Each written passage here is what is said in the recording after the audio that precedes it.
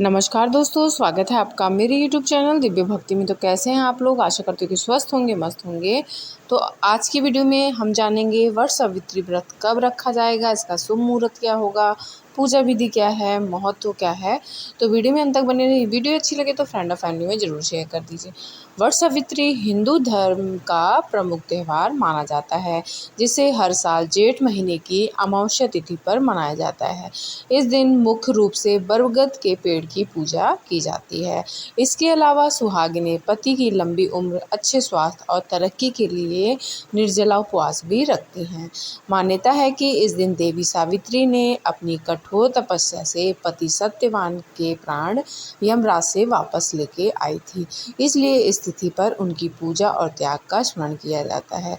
यदि वट सावित्री के दिन सच्चे भाव से वट वृक्ष की उपासना की जाए तो वैवाहिक जीवन सुखमय होता है और रिश्तों में प्रेम बढ़ता है। भारत में हर साल इस व्रत को बड़े प्रेम और उल्लास के साथ मनाया जाता है। हालांकि इसकी खास रौनक उत्तर प्रदेश, बिहार और मध्य प्रदेश में देखने को मिलती है।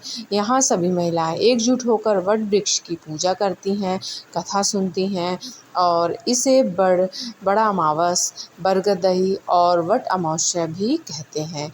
इस साल जानते हैं 2025 में कब पड़ेगी वट सावित्री व्रत, कब रखा जाएगा और इसका पूजा विधि और महत्व जान लेते हैं।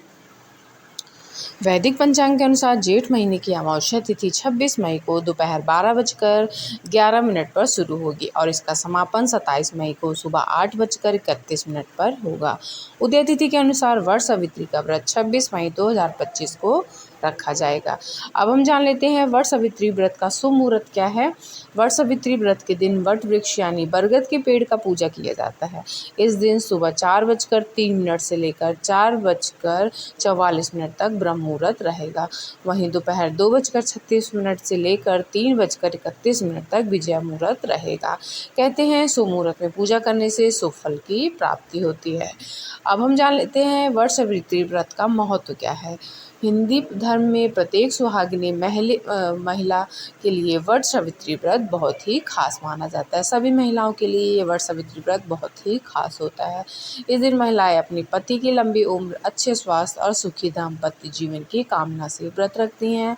पौराणिक कथाओं के अनुसार देवी सावित्री ने अपने पति सत्यवान के प्राणों की रक्षा के लिए यमराज के पीछे चल दी थी और अपने पति के लिए यमराज से पुनर्जीवित प्राप्त करके ही लौटी थी। कहते हैं कि यह घटना जेठ माह की अमावस्या तिथि के दिन हुई थी और इसलिए इसे वट सावित्री व्रत कहा जाता है।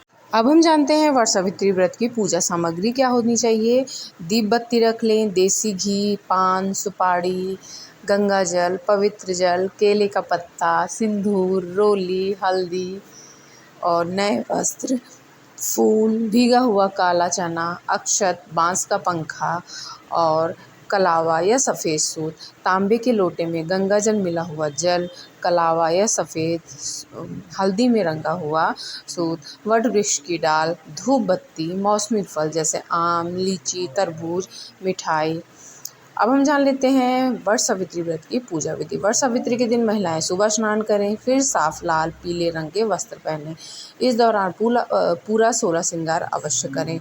अब वट वृक्ष के पास सावित्री और सत्यवान की तस्वीर को स्थापित करें। इसके बाद वृक्ष की जड़ में जल अर्पित करें, कुछ ताज़ा फूल चढ़ाएं, अक्षत, भीगा चना व गुड़। अब हम जान लेते हैं वट सावित्री व्रत का नियम क्या है। इस व्रत को निर्जला रखकर श्रेष्ठ, अगर आप निर्जला रखते हैं तो श्रेष्ठ माना जाता है। साथ ही महिलाओं को इस दिन 16 श्रृंगार भी जरूर करना चाहिए। पूजा के बाद बड़ों का आशीर्वाद लेना चाहिए। इस दिन एक टोकरी में फल, अन्न, वस्त्र आदि रखकर किसी जरूरतमंद या ब्राह्मण को दान जरूर करें।